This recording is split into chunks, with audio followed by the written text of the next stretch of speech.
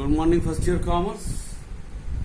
ये coinage of money का second part है और कुल जो है पूरे क्लास का जो है 22। इसके पहले चैप्टर में हम लोगों ने पढ़ा what is the coinage and qualities of good money material, ये which were based on the historical fact, but we should know it। और हम लोगों ने ये भी देखा इसमें लिमिटेड कॉइनेज है जिसमें हम लोगों को परमिशन नहीं है कि हम कॉइन को किसी भी प्रेशियस मेटल या मेटल को ले जाएं। गवर्नमेंट या आरबीआई के पास क्या हिसाब बना दिए, हम लोगों को परमिशन नहीं है। At that's why I have said in that lecture कि जो है limited coinage. At present in this lecture हम जो 2-3 पॉइंट में डिस्कस करेंगे, that is the divestment of money. Divestment में क्या होता है, देखो अगर इसको हम तोड़ दें सब, D plus base plus pent, D is the negative word. किसी चीज को जब हम रोकते हैं, तोड़ते हैं, उसके बेस को। और मेंट का होता है प्रोसेस जिसपे हम जो है आप अगर आप एक्सरसाइज करना चाहते हो, आप देखो इंग्लिश में बहुत से ऐसे शब्द हैं जिसमें मेंट लगता है। एडवर्टाइजमेंट, इनरिचमेंट, इन्हांसमेंट, ये सब कम से कम 1000 शब्द होंगे जिसमें मेंट लगा होगा। मेंट एक अलग यूनिक मीनिंग लिया होता है जिसका मतलब होता है कि किसी चीज को इस तरह से किसी उद्देश्य के रूप में करना, तो ये होता है मेंट। आप डिक्शनरी में देख लीजिएगा, इंग्लिश का क्लास नहीं कि हम मेंट पर बहुत ज्यादा लेक्चर दें। डी बेस को किसी पर्टिकुलर पर्पस के लिए बिगाड़ देना। किसके बेस को? कॉइन के। इस चैप्टर में हम लोग यही पढ़ेंगे डिवेस्टमेंट। अब अगर हमारी भाषा में बात किया जाए कि डिवेस्टमेंट क्या होता है, ठीक है ना। Divestment is the difference between the instinct value और extreme value. When the so many reason the instinct value decrease due to any reason which I am going to discuss within a few minutes, when the instinct value, जब किसी कारण instinct value, instinct जो छपा है उससे कम हो जाए, उसको हम लोग कहते हैं डिवेस्टमेंट। यानी when purity of the precious metal are decreased either naturally or some fraudulent practices.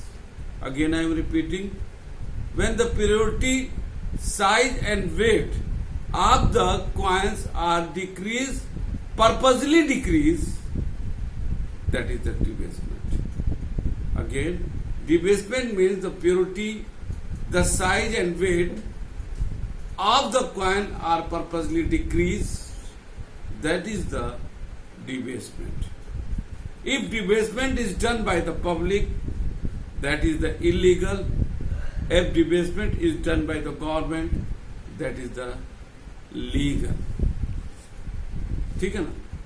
अगर मान लीजिए लीगल, इसको ऐसे लीजिए, सिक्का है सोने का,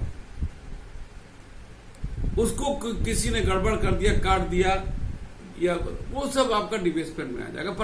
पर्पसली या नेचुरली, किसी भी तरीके से होता है। लेकिन गवर्नमेंट को अधिकार होता है, तो government done the divestment it is the legal. But if the public done it, because public has no authority to change the weight, purity and the form of the coin. If the public doing, that is illegal and ये एक अपराध की श्रेणी में आएगा और that person will be punished, उसको jail में डाल दिया जाएगा, अपराध की श्रेणी में आता है।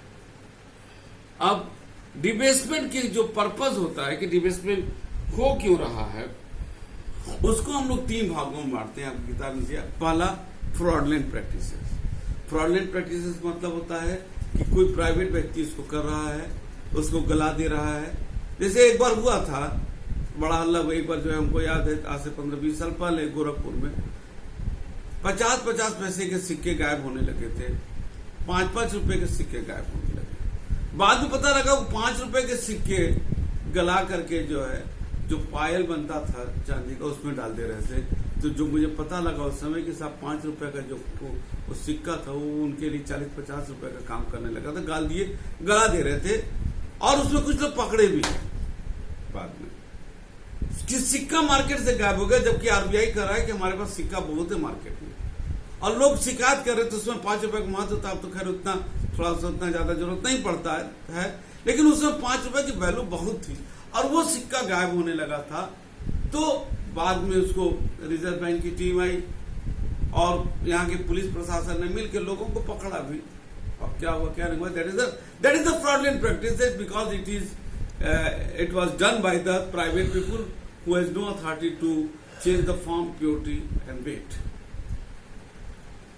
ये हो गया आपका फ्रॉडलेंट प्रैक्टिसेस। दूसरा होता है नेचुरल का मतलब होता है हम उसको यूज कर रहे हो धीरे धीरे due to wear and tear घिस रहा है और घिसते 10 ग्राम का था 9 ग्राम हो गया, वो नेचुरल ढंग से होता है और this is the share loss of the national economy. ठीक है ना, ये हो गया आपका नेचुरल। तीसरा होता है it is done by the government. अब it is done by the government, इसको समझ लीजिए कैसे डन होता है। सपोज कर लीजिए गवर्नमेंट कैसे इसको करती है, इसको ध्यान देना। सपोज कर लीजिए एक सिक्का है 10 रुपया का सोने का और वो 10 ग्राम का है, उसमें 8 ग्राम सोना है और 2 ग्राम आपका जो भी पीतल या निकल जो भी मिलाते हैं, सोने में क्या मिलता है वो आपको मिला देते हैं ताकि वो मजबूती है। 2 ग्राम 8 और +2 और उससे बनता है 10 ग्राम और 1 करोड़ आपके समझिए 3 करोड़ सिक्का इकोनॉमी में है। कितना? 3 करोड़। अब एक चीज तो है ही है कि अगर हम गोल्ड बाहर से खरीदेंगे, हमको पैसे की जरूरत है, हम गोल्ड बाहर से करते तो that will be costly affair. अगर हम इसका रेशियो चेंज कर दें और 1 ग्राम इसको हम इसमें से निकाल लें सोना और इसको 7 ग्राम कर दे और इसको 3 ग्राम कर दे, तो 1 ग्राम अगर 3 करोड़ सिक्के में से निकलता है 3 करोड़ से, तो 3 करोड़ ग्राम हो जाएगा। 3 करोड़ ग्राम को जो है अगर हम ये 7 ग्राम का एक सिक्का बनाएंगे तो आप समझ लीजिए कितना सिक्का हमारे पास, अगर मोटा मोटा कहा जाए 4, 5, 4, 27, 28, 3 करोड़ का है 3 सत्ते 30 लाख सिक्का हमारा निर्माण हो जाएगा एक्स्ट्रा। लगभग हम बोल रहे हैं अप्रॉक्स 30 लाख और इकोनॉमी में 30 लाख सिक्का और आ जाएगा और उससे थोड़ा बहुत खर्चा आएगा इसको परिवर्तन करने पर, लेकिन जो कॉस्ट हमको बाहर से सोना मंगाने पर होगा वो नहीं होगा। इसको कहते हैं आपका it is done by the government and it is the legal, क्योंकि government if do it naturally after considering the need of the economy, तब गवर्नमेंट करेगी।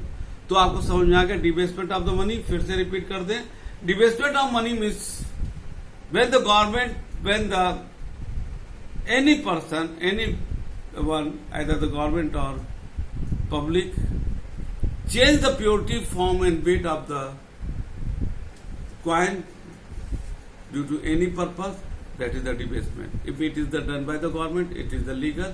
If it is done by the public, it is the illegal. That is the debasement. अब इसमें एक छोटा सा point यह है, हम उसको बाद में डिस्कस करेंगे, लेकिन यहां पर बोलते हैं that is the devaluation of money. Devaluation of money क्या होता है, इसको मिटा दे रहे हैं लेकिन इसको बाद में बेटा हम डिटेल पढ़ाएंगे, यहां पर नहीं, क्योंकि अभी हम उतना ही बताएंगे जितना इस चैप्टर में दिया है। डिवेल्युएशन ऑफ मनी, ठीक है, डिवेल्युएशन ऑफ मनी।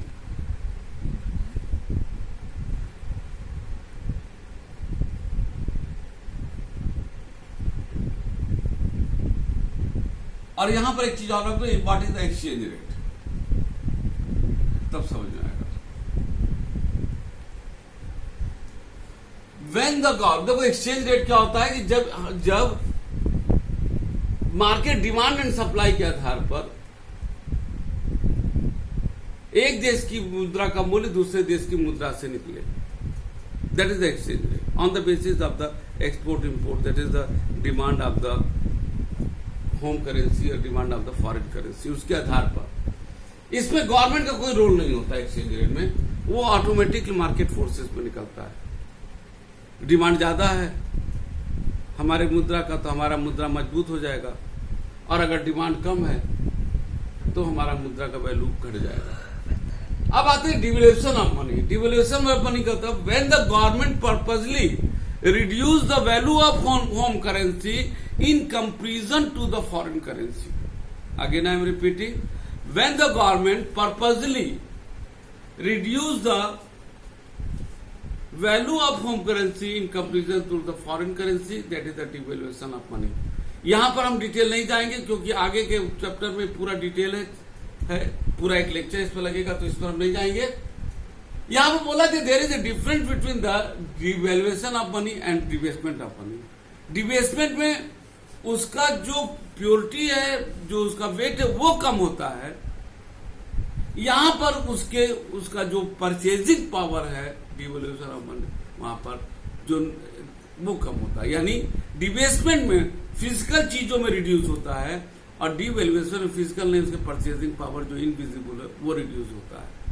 तो both debasement and devaluation are the both two terminology, जिसका कोई मतलब नहीं होता है। डिबेसमेंट कोई कर सकता है, लेकिन कोई भी व्यक्ति डिवैल्यूएशन नहीं कर सकता, कितना बड़ा शख्सियत हो, प्राइवेट व्यक्ति कर ही सकता, only it is done by the government. ठीक है, तो यहां पर ये चीजें हो गई। थोड़ा सा हम और आगे चलते हैं। अब आते हैं कि आपका qualities of good money material, इसको थोड़ा सा हम बता दें। इसमें इसको याद करने का, देखो 8 होते हैं, इसको 8 को हम एक फॉर्मूला को हम रूप में इसको हम वो करेंगे, CUPDIS।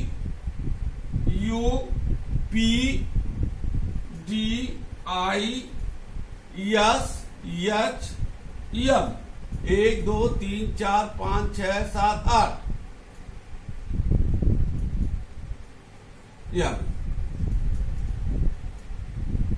CUPDIS। अब इसको क्या होता है, देखिए पहला दिया है आपका स्टेबिलिटी इन द वैल्यू, तो ये हो गया आपका स्टेबिलिटी पहला, कि वैल्यू में स्टेबिलिटी होना चाहिए। ऐसा सिस्टम, ऐसा आप प्रेशियस मेटल यूज कीजिए जिसके वैल्यू में बहुत ज्यादा फ्लक्चुएशन ना हो, ठीक है ना, वो होना चाहिए। ड्यूरेबिलिटी डी, ये सेकंड पर आगे देखिए हम लिखते भी जा रहे हैं, ड्यूरेबिलिटी यानी ज्यादा दिन चल सके, इस पर हम बता चुके हैं। तीसरा है आपका यूटिलिटी एंड जनरल एक्सेप्टेबिलिटी, ये हो गया 2 यू। तीसरा कि सब लोग उसको स्वीकार कर सके, इस तरीके से मनी मटेरियल होना चाहिए कि उसको जो money is the medium of exchange, therefore it should be generally accepted by और without any hesitation. From this point of view gold and silver are the ideal. ये तीसरा हो गया।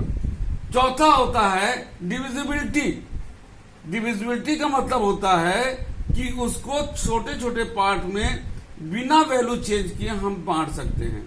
यानी जो लिखा है डिविजिबिलिटी, तो डी पर आते हैं, तो डी को जो है यहां पर संबोधित किया गया है इंडिस्ट्रीब्यूटिबिलिटी,